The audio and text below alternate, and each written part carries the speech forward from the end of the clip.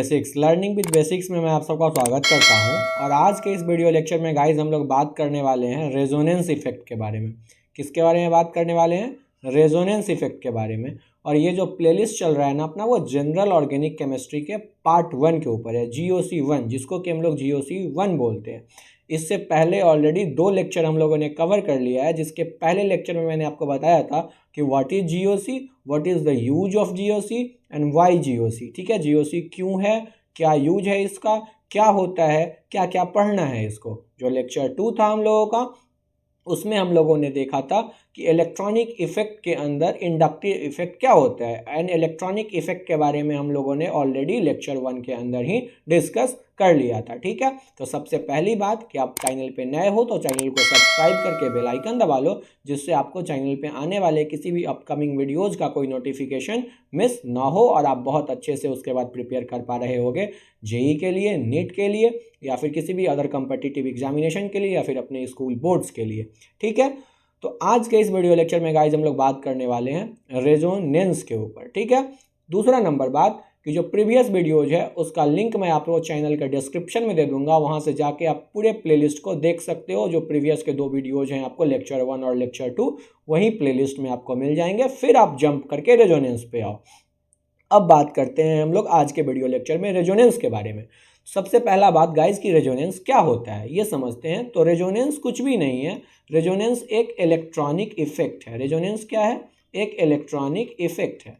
अब भैया ये इलेक्ट्रॉनिक इफेक्ट क्या होता है? हम लोगों ने ऑलरेडी देख लिया है कि इलेक्ट्रॉनिक इफेक्ट क्या होता है। Electronic effect we have already discussed it in the lecture number 1। Lecture number 1 में हम लोगों ने ऑलरेडी देखा है कि इलेक्ट्रॉनिक इफेक्ट क्या होता है। ठीक है, तो वही इसीलिए मैंने आपको बोला कि प्लेलिस्ट में लिंक है, प्लेलिस्ट का लिंक है डिस्क्रिप्शन में, वहां से जाके आप आराम से देख सकते हो वो वीडियोस को। फिर आप जंप करके आना रेजोनेंस के ऊपर। ठीक है, तो हम लोग आज के इस वीडियो में स्पेशली रेजोनेंस इफेक्ट को समझेंगे। There are so many electronic effects like inductive effect, resonance effect, mesomeric effect, hyperconjugation. ठीक है, तो इंडक्टिव में भी प्लस आई माइनस आई। ठीक है, तो उसी तरीके से उस पे मैंने ऑलरेडी एक पूरा वीडियो बनाया है इंडक्टिव के ऊपर। उसमें मैंने तमाम तरह के JEE के क्वेश्चंस कराए हैं। ठीक है, बहुत इंपॉर्टेंट है ये वीडियो भी, बहुत इंपॉर्टेंट होने वाला है। और रेजोनेंस के ऊपर आई गेस 2-3 लेक्चर लगेंगे हम लोगों को सिर्फ रेजोनेंस को अच्छे से समझने में और इसके क्वेश्चंस को करने में। तो बहुत पेशेंस के साथ हम लोगों को रहना है और सीखना है।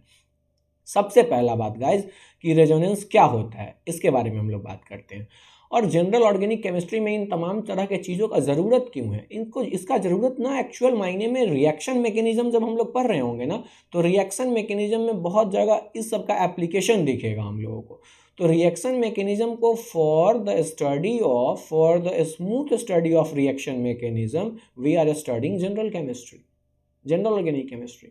तो हम लोग ना क्या कर रहे हैं ना, मतलब युद्ध से पहले ना, युद्ध के लिए ना तलवार पे धार लगा है। ठीक है, कि जब रिएक्शन मैकेनिज्म का खेत फसल काटने चलेंगे ना हम लोग, तो हम लोग का तलवार तैयार रहे, तलवार पे धार लगा रहे। ठीक है, तो तलवार पे धार लगा रहेगा GOC पढ़ के अगर, तो रिएक्शन मैकेनिज्म का फसल बहुत आसानी से काट पाएंगे हम लोग। ठीक है ना, तो इसलिए हम लोग GOC पढ़ रहे हैं। तो अब बात करते हैं रेजोनेंस के ऊपर। तो पहले मैंने आपको बताया कि रेजोनेंस क्या होता है, एक इलेक्ट्रॉनिक इफेक्ट।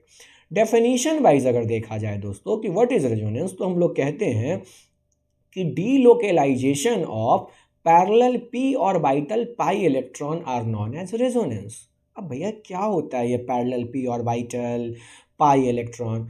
तो आप लोगों ने केमिकल बॉन्डिंग के अंदर ऑलरेडी पढ़ रखा है इन सब चीज़ों को कि पैरेलल p ऑर्बिटल क्या होता है। एटॉमिक स्ट्रक्चर में भी ऑर्बिटल डायग्राम पढ़ा है आप लोगों ने। मॉलिक्यूलर ऑर्बिटल डायग्राम में आप लोगों ने केमिकल बॉन्डिंग में एक तरह का चीज़ पढ़ा है, बॉन्डिंग, एंटी बॉन्डिंग, ये सब तरह का चीज़। ठीक है, तो मैं इसलिए बोल रहा हूँ कि प्रीवियस के कंसेप्ट को आपको रिवाइज करना पड़ेगा बाबू। ठीक है ना, आप प्रीवियस के कंसेप्ट को अगर नहीं रिवाइज करोगे तो आपको परेशानी आ सकती है। ठीक है, तो आप केमिकल बॉन्डिंग वगैरह जाके पहले पढ़ो, थोड़ा बहुत देख लो, रिकैप कर लो, या फिर इसके दौरान ही जो टर्म आपको नहीं समझ में आया तो वो टर्म जाके आप पार्टिकुलरली जाके रिकैप करके आ जाओ, फिर अच्छे से समझ में आएगा। ठीक है, फिर से एक बार फॉर्मूला समझते हैं कि डीलोकेलाइजेशन का क्या मतलब? डीलोकेलाइजेशन का मतलब एक जगह नहीं होना, उसका मूवमेंट होना। किसका मूवमेंट होना? इलेक्ट्रॉन का। कैसा इलेक्ट्रॉन? Pi electron. कहाँ का पाई इलेक्ट्रॉन? p ऑर्बिटल का। कैसा p ऑर्बिटल? पैरेलल। ठीक है, तो अब इसको हम लोग समझेंगे, डायग्राम वाइज भी मैं आपको बताऊंगा। ठीक है, आप घबराओ बिल्कुल नहीं। ठीक है, आपको घबराना नहीं है, अच्छे से समझना है चीज़ों को। डेफिनेशन एक बार राइट डाउन करो, मैं आपको दिखाता हूँ, उसके हिसाब से आप डेफिनेशन पहले लिखो, ठीक है। कि delocalisation of parallel p orbital pi electron are known as resonance. तो रेजोनेंस को डिफाइन कर लिए हम लोग कि parallel p orbital pi electron का डीलोकेलाइजेशन क्या कहलाता है, रेजोनेंस कहलाता है, ठीक है। तो पाई इलेक्ट्रॉन क्या होता है पता है हम लोगों को, नहीं पता है तो भाई आप पीछे रिवाइज करो जाके गाइस। p ऑर्बिटल कैसा होता है ये आप लोगों को पता है। तो उसका किसी भी मॉलिक्यूल के अंदर अगर पाई इलेक्ट्रॉन मूव कर रहा है, डीलोकेलाइज हो रहा है, मतलब एक जगह पे नहीं है, लोकेलाइज्ड नहीं है, डीलोकेलाइज हो रहा है, तो हम लोग बोलेंगे कि रेजोनेंस इफेक्ट काम कर रहा है वहाँ पे, ठीक है।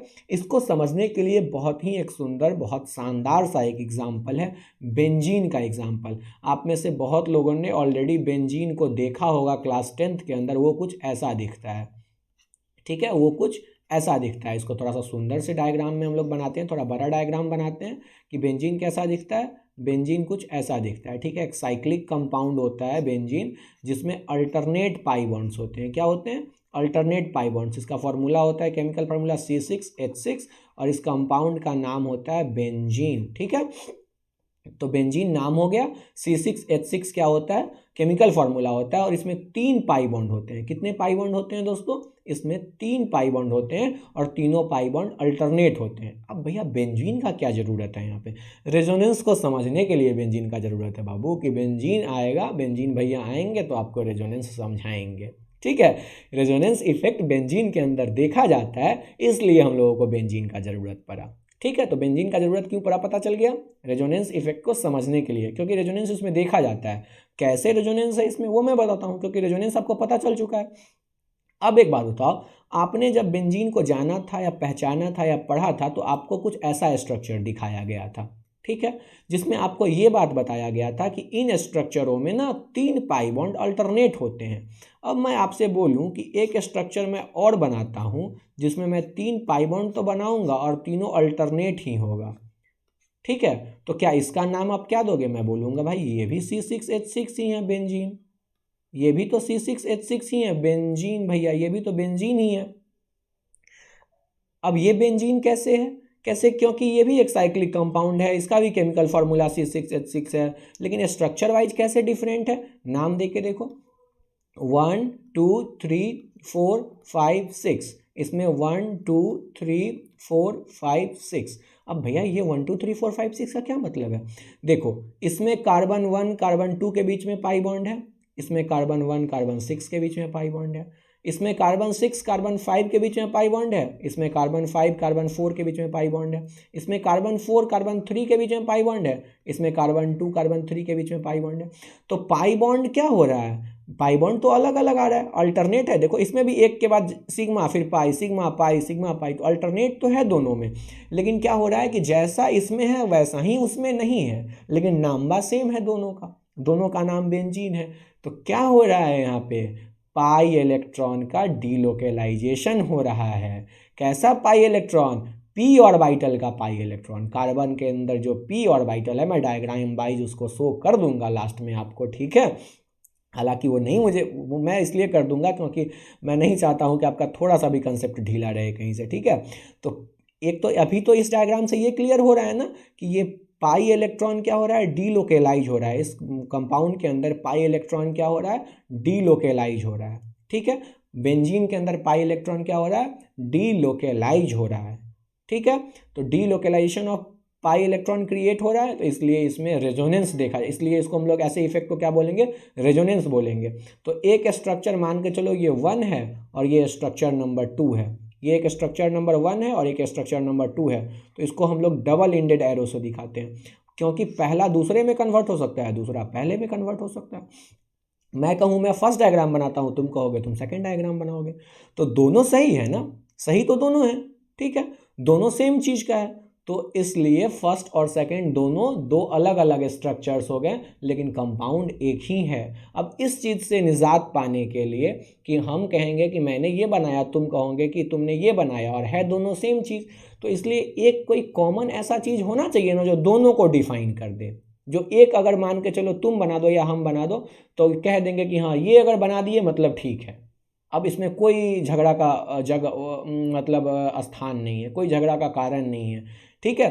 तो वैसा एक स्ट्रक्चर जो स्ट्रक्चर इन स्ट्रक्चरों को डिफाइन करता हो, वैसे स्ट्रक्चर को हम लोग कैसे बनाते हैं और क्या होता है वो स्ट्रक्चर, मैं उसको दिखाता हूँ यहाँ पे। ऐसे इस तरीके से साइक्लिक कंपाउंड बना के और हम लोग एक डॉटेड सर्कुलर चीज़ बना देते हैं, और ऐसे स्ट्रक्चर को हम लोग बोलते हैं रेजोनेंस हाइब्रिड। क्या बोलते हैं ऐसे स्ट्रक्चर को? Resonance hybrid. अब भैया इस रेजोनेंस हाइब्रिड से क्या लेना देना है? ये देखो, ये लेना देना है।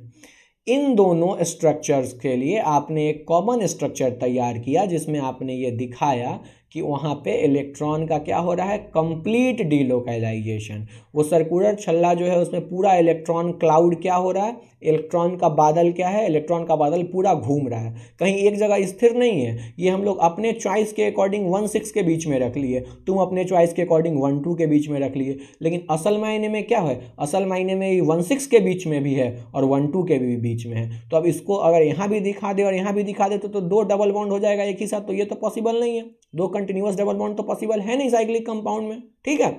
तो इसलिए हम लोग अब एक कंपाउंड में तो अब इसलिए तो अल्टरनेट ही बनाना है, तो इसलिए हम लोग ऐसे डॉटेड पॉइंट से इसको इलेक्ट्रॉन्स क्लाउड को दिखाते हैं, ताकि हम ये बात कह सकें कि पूरे के पूरे मॉलिक्यूल के अंदर इवनली इक्वली डीलोकलाइज्ड है वो पाई इलेक्ट्रॉन, ठीक है। तो इसलिए अब ऐसा स्ट्रक्चर का नाम हम लोग देते हैं रेजोनेंस हाइब्रिड। और ये जो स्ट्रक्चर्स जो आप डिफरेंट स्ट्रक्चर्स बना रहे हो, इसको हम लोग बोलते हैं रेजोनेटिंग स्ट्रक्चर्स। क्या बोलते हैं इसको हम लोग? Resonating structures. तो चीज़ें क्लियर हुई, चीज़ें समझ में आई कि रेजोनेटिंग स्ट्रक्चर्स क्या होता है, रेजोनेंस क्या होता है, रेजोनेंस हाइब्रिड क्या होता है, रेजोनेंस हाइब्रिड का जरूरत क्यों पड़ा, ये समझ में आया कि why there is need of resonance hybrid. Resonance hybrid के स्ट्रक्चर का क्या ज़रूरत है, ये समझ में आ गया। इस चीज़ से निजात पाने के लिए कि हमको एक ऐसा एक्चुअल स्ट्रक्चर चाहिए जो स्ट्रक्चर रेजोनेटिंग स्ट्रक्चर्स को डिफाइन करता हो, ठीक है। अब हम लोग तमाम और तरह पे बात करेंगे कि रेजोनेटिंग स्ट्रक्चर्स का क्या काम है, रेजोनेटिंग स्ट्रक्चर्स कैसे बनाते हैं, रेजोनेंस कहाँ कहाँ हो सकता है, इन सब पे हम लोग बात करेंगे। अभी हम लोग पार्टिकुलरली बस इतना सीखे कि रेजोनेंस क्या होता है, इतना हम लोग सीख गए कि रेजोनेंस क्या होता है, ये भी हम लोग सीख गए कि रेजोनेंस हाइब्रिड क्या होता है, ठीक है। अब हम लोग इसको एक स्ट्रक्चर के माध्यम से बहुत आसानी से और अच्छे तरीके से देखते हैं। ये अगर मान के चलो आपका पहला स्ट्रक्चर है और ये दूसरा स्ट्रक्चर है, तो दोनों को हम लोग डबल इंडेड एरो से दिखाते हैं, ठीक है। अब डबल इंडेड एरो से दिखाते हैं हम लोग इसलिए ताकि हमको ये पता चल सके कि ये इसमें कन्वर्ट हो सकता है और ये इसमें कन्वर्ट हो सकता है, ठीक है। आप अगर गौर से देखो तो यही पाई बॉन्ड ना मूव करके ये पाई बॉन्ड यहाँ मूव कर गया, ये पाई बॉन्ड यहाँ मूव कर गया और ये पाई बॉन्ड यहाँ मूव कर गया, तो ये कंपाउंड बना है। और ये पाई बॉन्ड यहाँ मूव कर गया है, ये पाई बॉन्ड यहाँ मूव कर गया है और ये पाई बॉन्ड यहाँ मूव कर गया है, तो ये वाला कंपाउंड बन गया है, ठीक है। तो इसी स्ट्रक्चर को हम लोग बोलते हैं केकुले स्ट्रक्चर। क्या बोलते हैं? Kekule structure. और इसको एक और तरह के स्ट्रक्चर से हम लोग दिखाते हैं जिसको हम लोग बोलते हैं डेवार स्ट्रक्चर। इसको भी आप ध्यान रखो, आपके लिए अच्छा है।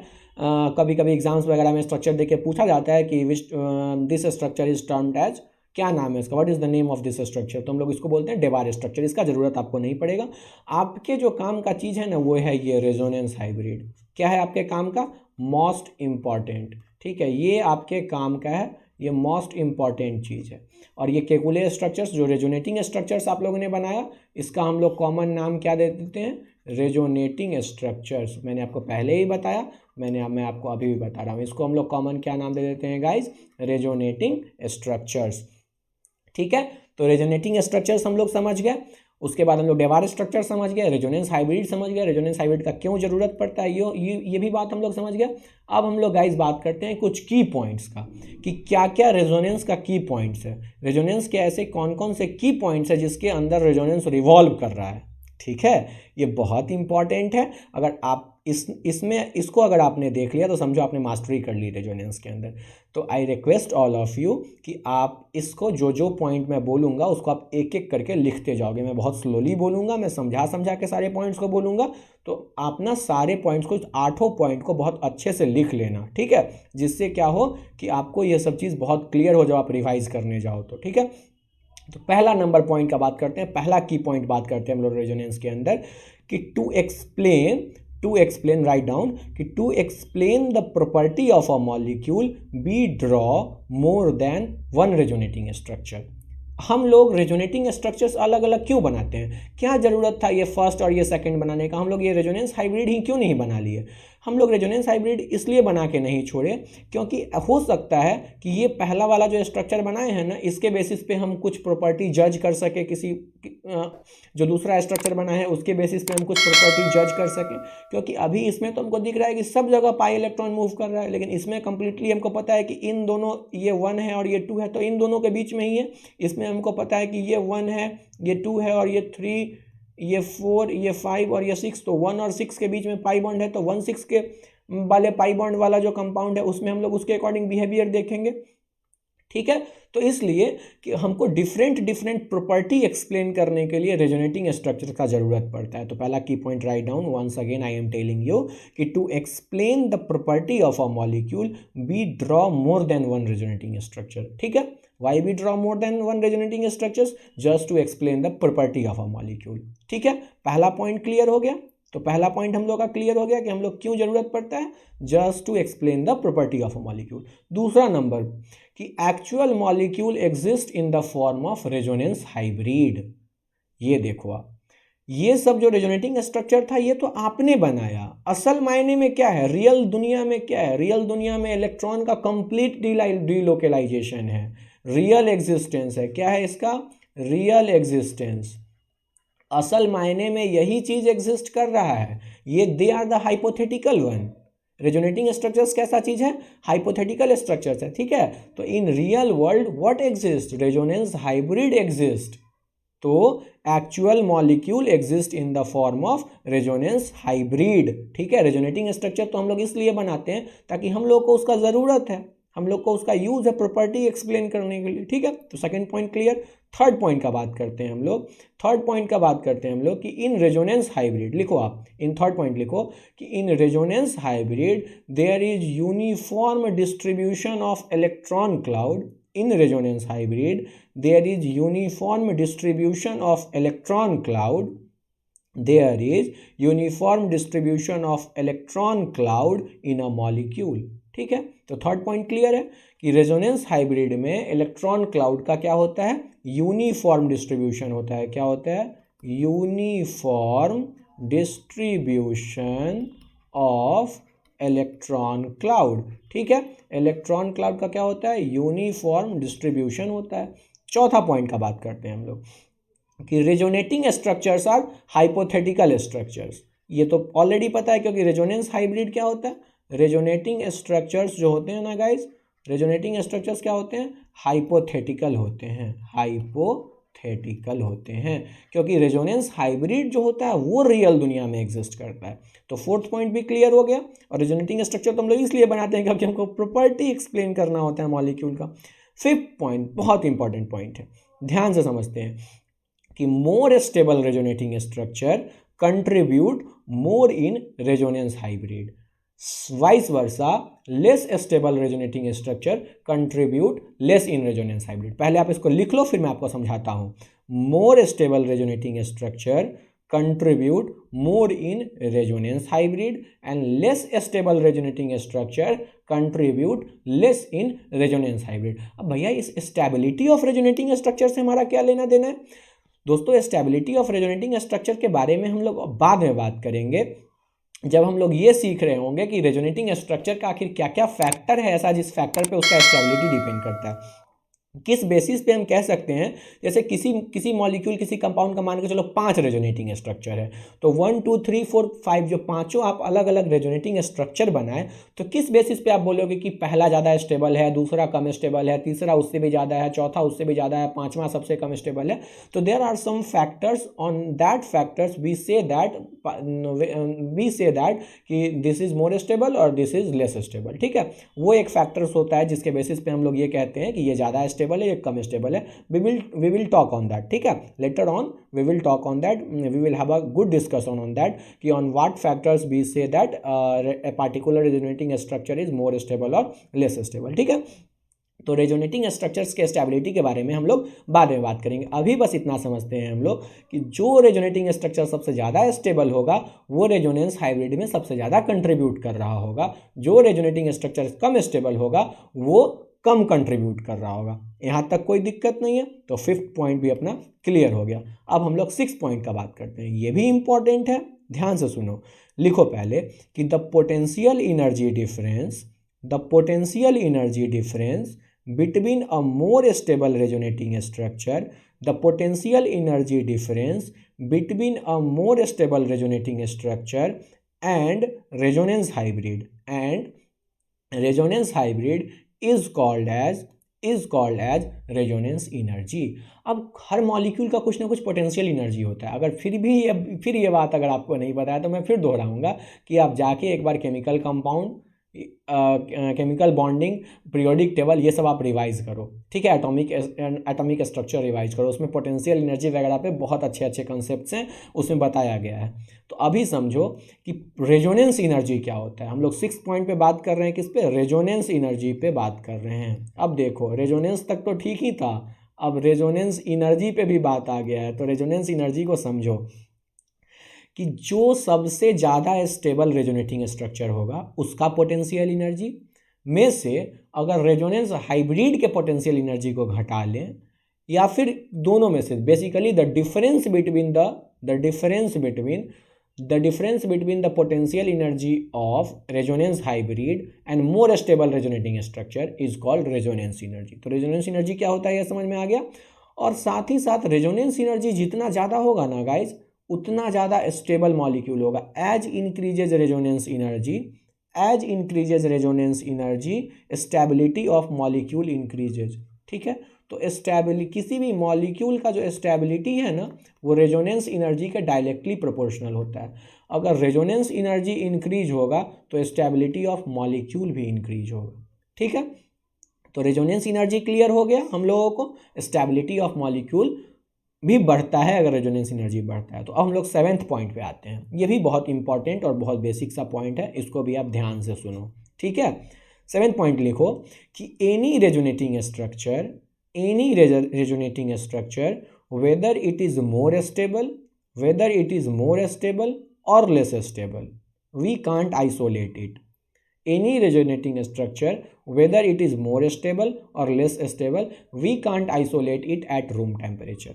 कोई भी रेजोनेटिंग स्ट्रक्चर, चाहे वो कम स्टेबल हो चाहे वो ज़्यादा स्टेबल हो, हम लोग उसको रूम टेम्परेचर पे आइसोलेट नहीं कर सकते हैं, क्योंकि they are hypothetical one. We have drawn these structures just for our own benefit, just to explain the property of a molecule, ठीक है। तो we can't isolate it at room temperature. Room temperature पे हम isolate करके नहीं कह सकते हैं कि ये अलग है ये अलग है, ठीक है ना। They are the hypotheticals one, ठीक है। अब बात करते हैं हम लोग 8th पॉइंट का, 8 नंबर पॉइंट का, ठीक है। कि एनी इलेक्ट्रॉनिक इफेक्ट, लिखो कि any electronic effect hybridization of atom, any electronic effect hybridization of atom और group of atom remains same, ठीक है।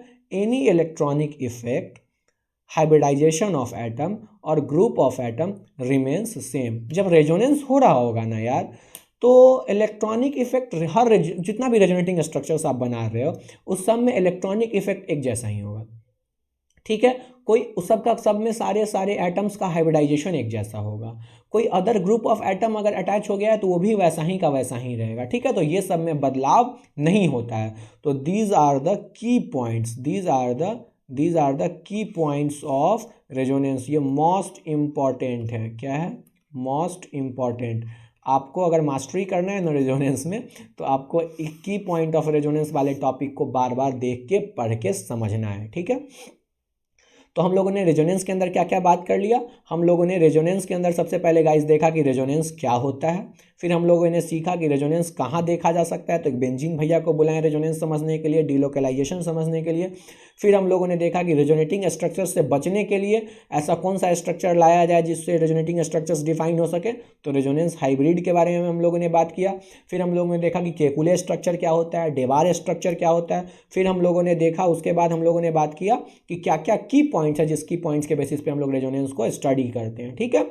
थोड़ा सा मैं आपको बता देता हूँ, एक कॉमन चीज़ आपको बता देता हूँ कि पी ऑर्बिटल का ओवरलैपिंग और डिलोकलाइजेशन का कंसेप्ट बेंजीन के अंदर, वो थोड़ा सा एक कंपाउंड में भी बनाऊंगा, उसमें ही आपको समझ में आ जाएगा। ये मान के चलो एक साइक्लिक कंपाउंड है और ये अपना पी ऑर्बिटल्स है, क्या है अपना, ये पी ऑर्बिटल्स है, ठीक है, ये अपना पी ऑर्बिटल्स हो गया। ध्यान से देखना, जैसे मैं पेन चलाऊंगा, अगर हम लोग बोले कि ये पी ऑर्बिटल और ये पी ऑर्बिटल ओवरलैप कर रहा है तो क्या होगा, ये पी ऑर्बिटल और ये पी ऑर्बिटल अगर ओवरलैप कर रहा होगा तो एक डबल बॉन्ड यहाँ आ रहा होगा।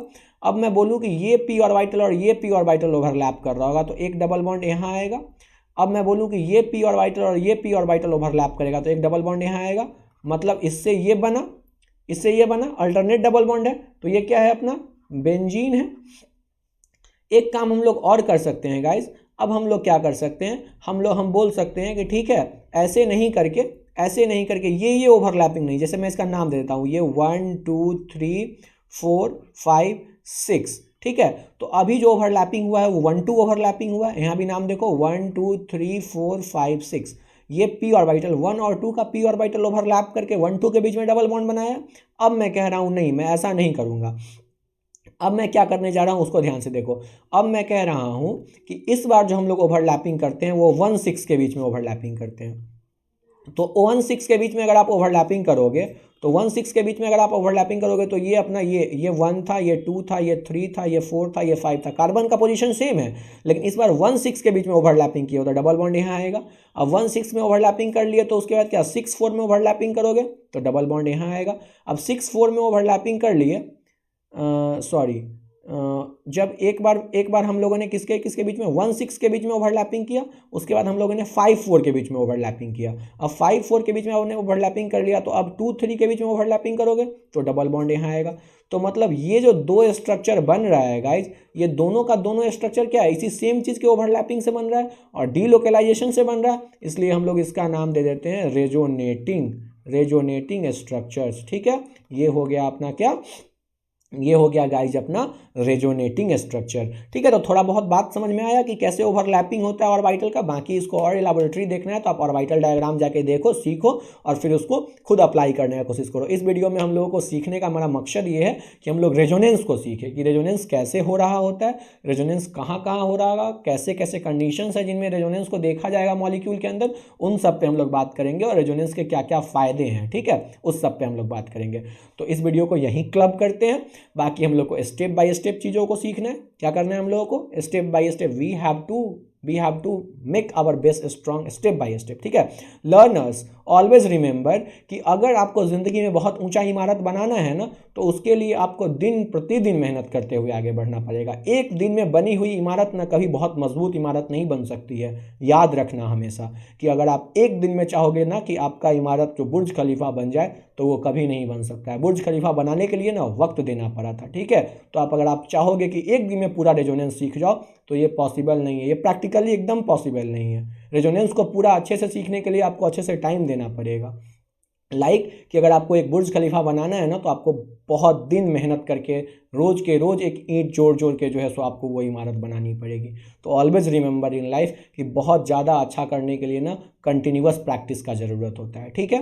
तो हम लोग अब नेक्स्ट वीडियो लेक्चर में बात करेंगे कंडीशन ऑफ रेजोनेंस का। किसका बात करेंगे, कंडीशन ऑफ रेजोनेंस का। तो कंडीशन ऑफ रेजोनेंस के बारे में हम लोग बात करेंगे।